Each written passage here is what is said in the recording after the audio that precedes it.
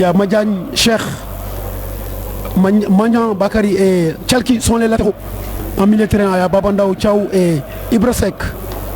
À l'attaque, il y a Hassan Zende et Omar Diané qui va jouer aujourd'hui sa première titularisation. Bon. C'est sa première titularisation ici de la saison. Omar Diané, Ibrasek dans le couloir. Attention Hassan qui s'en va. Hassan dans le 18 mètres là. Hassan frappe. Et voilà. Et c'est le gardien qui repousse. Voilà. Repéré de nouveau par Cheikh Madiagne, longue balle. Zende. Il s'en va. Le modèle de Bao. Voilà. Qui reçoit ici. En dernière, bien sûr. Ballon, Hassan a rentré. Attention. Et heureusement, la défense qui met le pied. Corner. Vous qui êtes chez vous tranquillement. Et attention, le corner. Au deuxième, personne. C'est Babandao qui met le pied. Babandao. La balle, attention. Ça. Babandao encore qui.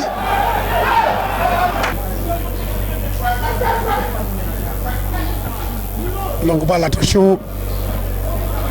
Zende qui se débarrasse de son vis-à-vis. Zende, attention. Oh là là. Tchalki, grand pont. Voilà. Et c'est le défenseur qui met la balle en touche. Dès la première intention, personne. Le contrôle manqué. Tchalki, attention, il s'en va. Et Tchaou qui récupère, qui vient.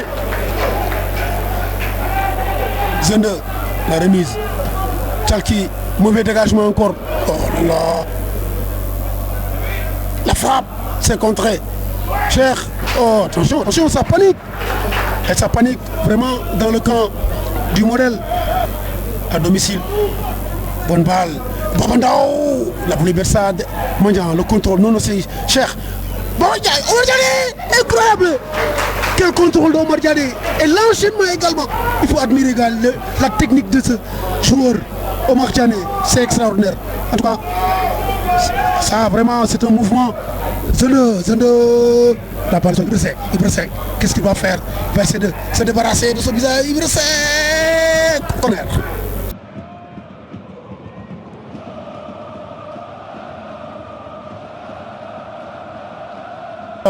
C'est dévié. Attention, il laisse l'avantage. Attention, la frappe. C'est touché par l'homme. Elle qui dévie un corner. Attention, la balle est cadrée. Attention, c'est perte de balle. Attention, ça joue bien du côté. Attention, il n'est pas donné la frappe. C'est pas cadré. Encore, oh là là, qu'il beau. Ah, en tout cas, il y a de quoi s'inquiéter. Ciao. Qui met la balle en profondeur. Omar Diané, il n'est pas en hors-jeu. Omar Diané, la personne. Oh là là. Ibra, merci Omar Diané. Oh là là, Ibrasek, incroyable. Qui ouvre ici le score. Ibrasek, à la 36e minute. Ibrasek, incroyable. Voilà, merci à Omar Diané qui a quand même suivi l'action. Omar Diané qui a suivi cette mésentente entre le défenseur de Bambey et son gardien de but. Omar Diané a résisté et voilà, qui donne la passe. Il est devenu ici passeur ici aujourd'hui pour l'ouverture du score. Ibrasek à son compteur 5 buts, c'est l'ami de Mamadou Diop. Voilà, en tout cas ça s'annonce bien juste avant la pause. Ici, amis sportifs, donc c'est le modèle ici qui mène à Mbao Park ici. On joue, voilà, donc à la 37e minute. Et c'est le modèle qui mène ici à Mbao Park. Tête de Madiagne. Hassan. Touche au ballon. Attention, en tout cas, ils vont réagir les joueurs de Bambey. En tout cas, attention, Madiagne, il a été effacé. Personne. Heureusement, Cheikh. Attention, il faut vite là. Hébreu, qui change complètement. Omar Diané. Le contrôle Omar Diané, pas mal ça. C'est bien joué. Hassan, il a voulu le transversal. Contre la poitrine. Babandao. Attention, Babandao, il a été lent sur l'action. Il a été trop lent. Coup franc pour Bambey qui tire directement. Et sans problème. Pour nous. Park. Mais ça ne suffit pas. On réclame encore beaucoup de supporters. Oh là là, oh là là, ça c'est bien joué. Le patron de la défense. Ça c'est bien joué. Bien joué Madiagne. Hassan. Hassan au premier. Et le défenseur. Voilà. Hassan. Corner. Pas mal Hassan. En tout cas il se bat. Hassan Dié. Les supporters également ont fait le déplacement. On voit la tribune couverte. Bien sûr, il y a du monde quand même.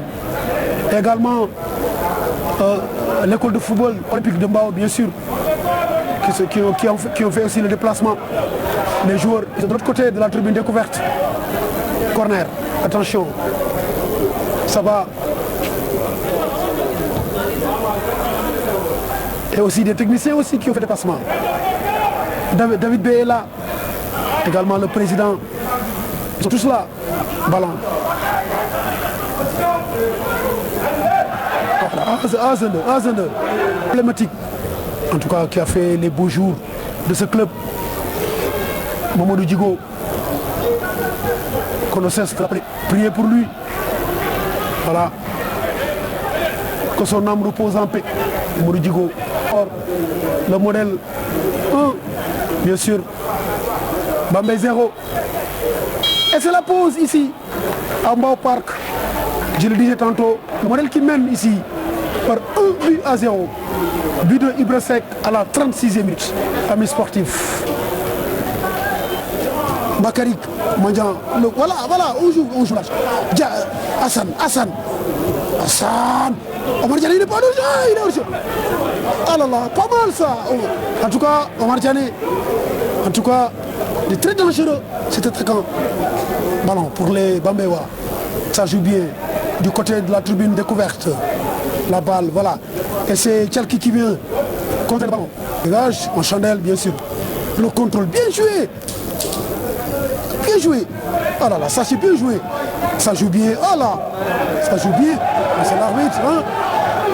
Voilà, la frappe qui ne donne rien. En tout cas, Zende, c'est bien joué. Bambey. Le premier jeu encore, maintenant de couverture. Il a été débarrassé. Attention, la balle. Oh, derrière la frappe. Youm, incroyable. Quel arrêt de Youm. Aussi du côté du modèle, je vois Hassan Ba et Pathé Seck. Voilà. Tous deux vont faire le premier entrée de la saison, bien sûr. Pathé Seck qu'on attendait, qui a été l'un des meilleurs joueurs de l'année dernière du modèle de Mbao, Pathé Seck.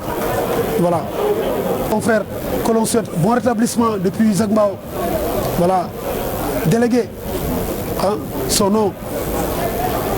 De sa place. Oui. Oui. Voilà. Le meilleur buteur du modèle, Ibra Seck. 5 à son compte. Oui. Pas mal, Ibra Seck. Et c'est Hassan Ba, voilà, qui fait son entrée. Très tendu. En tout cas, qui a fait quand même un très bon CNP. Un championnat national populaire ici. Très bon match, très bon CNP. Hassan Ba. Voilà, voilà. Gary va récupérer le ballon. Babandao, Hassan le contrôle. Hassan Ba qui s'en va. Hassan le contrôle. Quand même. Mais ça, attention, il a l'air. Oh là là, Hassan Dié encore. Oh là là, il a manqué son contrôle. Oh là là. Ça arrive le bec. Hassan Dié, en toi. Merci Hassan Ba également. Merci à Cheikh. Babandao le contrôle. Pas mal ça. Elle de pigeon de Pathé Seck. Oh là là. Babandao qui laisse du moins pas de transversal. Et c'est Hassan Ba. Voilà, qui a quand même un coup franc. Il faudra mettre ça dans le cadre. Hassan, directement. La transversale, au-dessus. En tout cas, il a fait un très grand match. Il a voulu anticiper. Et malheureusement, coup franc. En tout cas, Madiagne. Très grand match. En tout cas, c'est l'homme du match. Madiagne, la défense qui a beaucoup subi. Madiagne à terre, voilà. Voilà, carton jaune, c'est sûr. Depuis la première journée. Attention, Pathé Seck, pas mal joué ça. Pathé Seck, Hassan Ba, Pathé Seck. Oh là là, c'est pas vrai. Oh là là. Allez, Pathé Seck. Hassan Dié, pas mal. Pathé Seck, Pathé Seck, Pathé Seck. Attention, Cheikh Tara le contrôle, Cheikh Tara, et c'est contré. Cheikh Tara, pas mal joué. Attention, attention, on ne perd pas le ballon. Ça, je suis en détail. Attention, ne se bat. Allez, Madiagne de la tête, Pathé Seck. Madiagne encore qui dit, oh là là, superbe Madiagne, encore le patron de la défense. En tout cas, qui est en train de faire un très gros match, l'ami de Mamadou Diop. Mais c'est comme ça, voilà. En tout cas, il a montré que vraiment c'est lui le patron de la défense. Aujourd'hui, ballon pour les joueurs de Bambey. Ballon, Cheikh Tara qui laisse. C'est pas mal ça, Cheikh Tara, ce qu'il est en train de faire. Joueur de Bambey, la tête encore, personne. Voilà, et c'est Madiagne encore qui est battu de la tête. Petit, voilà, coup franc de Madiagne. En tout cas, il a beaucoup donné. Il a beaucoup donné. Madiagne, il a beaucoup donné. En tout cas, sans doute, le homme du match. Match of the day, ça doit être lui, Madiagne, le patron de la défense du modèle de Mbao. Hassan Ba, Hassan. Oh, Hassan! Incroyable! Quelle balle! Oh là là, Hassan Ba! Il a montré encore un de ses chefs-d'œuvre. Hassan Ba, quelle balle! Oh là là, quelle... Oh là là, extraordinaire Hassan. Extraordinaire Hassan. Allez, Cheikh Tara. Allez, Cheikh Tara, oui. Mohamed Diallo, le phare de Mohamed Diallo. Au-dessus, pas mal ça. Ouais, corner, pas mal. Ce qu'a fait Mohamed Diallo tout à l'heure. Longue balle, la tête. Heureusement, Cheikh Tara dégage. Cheikh Tara.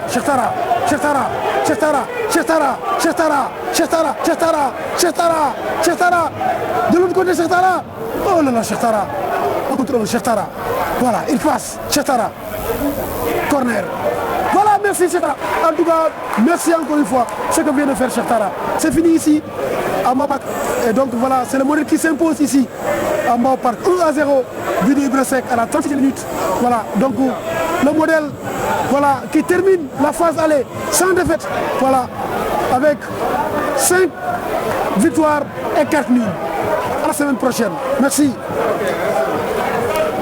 waaw alhamdulilah pour commencer métti woon na trop parce que équipe bu Bambey bi équipe bu baax a baax la surtout une équipe jeune mais xam nga rek ñun suñu locomotive mooy que ne xam nga rek jël 3 points yi ak lu mu métti 3 points yi à domicile mu génnee lu mu métti tamit parce que genre match yi boo xoolee moom lañuy répété si biti tey xam nga tey am nañ li ma ne am nañ habitude bi mais am nañ quelques matchs yoo xam te ne nii la xaw a demee di féliciter waa Bambey franchement équipe bu baax a baax di féliciter tamit gars yi xam nga di leen wax ne le plus dur commence parce que match retour yi ñu ngi siy jëm parce que xam nga gars yi dañuy defarwaat renforcer te on sera attendu xam nga 9 matchs lañ joué on est leader amaguñu défaite macha allah xam nga on sera attendu léegi di exhorter gars yi rek toute la population de Mbao mu gën a ñëw taxaw si équipe bi parce que affaire yi day gën a métti.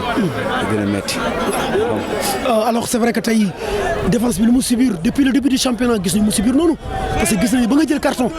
waaw xam nga tey moom comme ni ma ko waxee sànq match bi dafa xaw a métti trop subir nañu mais heureusement lii la xam nga tey briefing yi boo xoolee coach yi wax nañ loolu match boo ko mënee gagné 1-0 sax on le gagne ak saleté xam nga on était préparé à ça xam nga tàmm nañ affaire yi métti parce que dañu yeewu le matin di xam nga di ñëw di liggéey léegi gën a métti des fois match yi day yomb suñu côté xam nga techniquement dañuy monopoliser ballon bi mais des fois match yi day am parce que da ngay daje ay adversaires yoo xam te ni ils monopolisent mieux le ballon que toi xam nga léegi ñun nag dañu war a courber le dos xam nga souffrir il faut ñu mën a souffrir parce que championnat la.